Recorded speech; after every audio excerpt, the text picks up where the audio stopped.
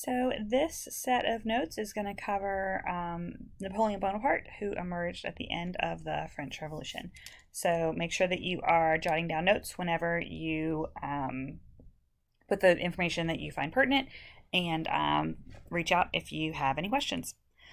So Napoleon emerges at the end of the French Revolution, and so that the French Revolution, which was that rise up against the French monarchy, left a few key characteristics in France.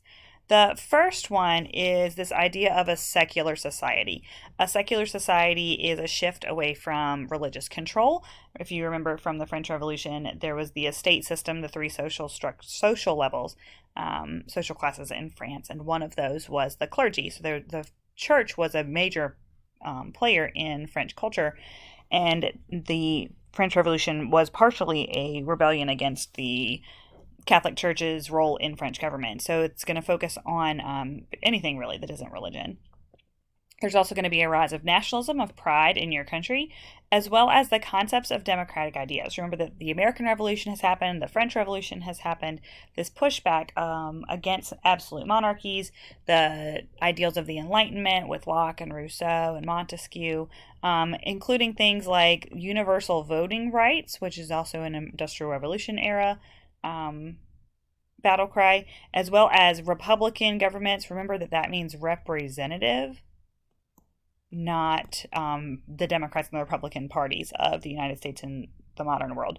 The republic system, the system where you have representatives. So I think that this graphic also is really helpful when you're thinking about what impacts the French Revolution had, including the French Constitution gave citizens the right to hold jobs, that the government couldn't take away your rights, the tax system was equalized, etc. So Napoleon, this is Napoleon right here on his beautiful horse, is going to emerge at the end of the French Revolution with he's already a military leader, a successful military general, and what he does is he takes over the government.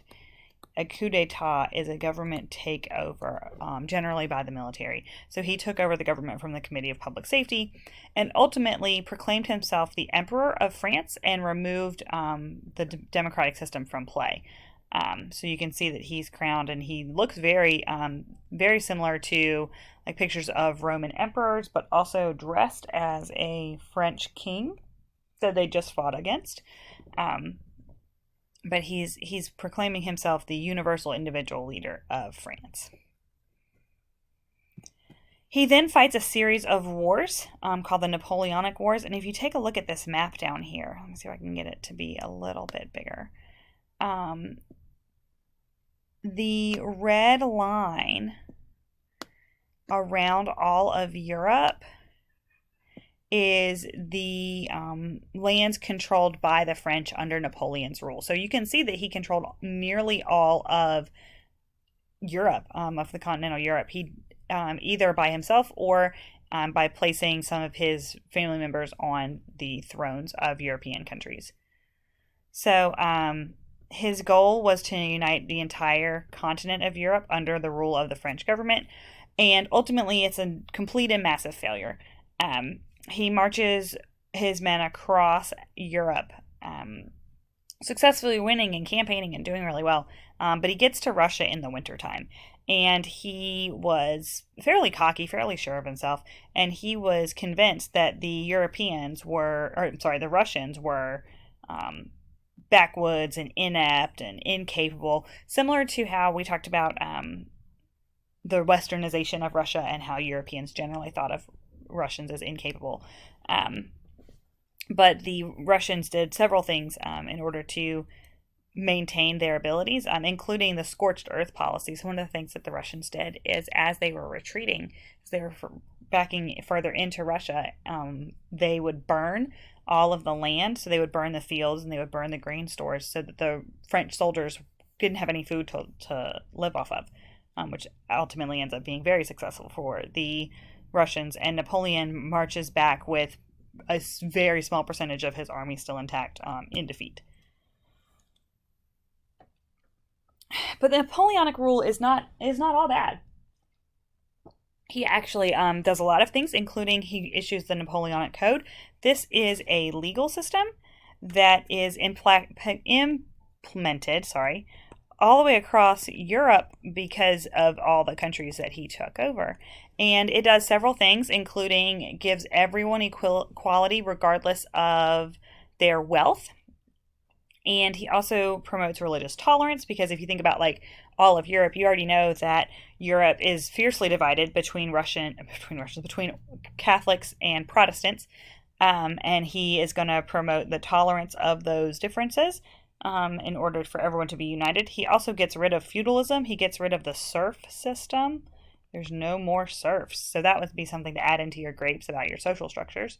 However, he did revoke a lot of the women's rights, the claims that women had made, the strides that women had made in the French Revolution start to go backwards under Napoleon.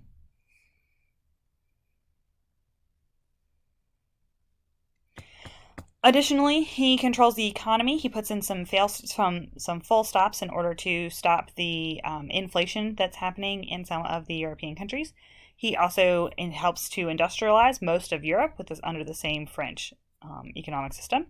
He puts a lot of French tax money into improvements on roads and canals, the infrastructure that's needed in order to increase trade.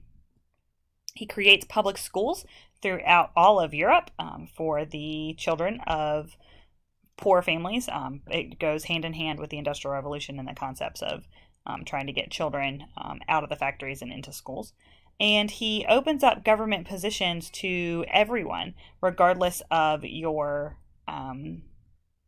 family background or any of those older systems where you got a job because of who your family was. Now you have to be capable of doing said job. All right, and the last one, you have Napoleon's control of most of Europe is going to awaken these concepts of nationalism. So I think the map shows a really good job of all the different flags, all the different nationalities in Europe.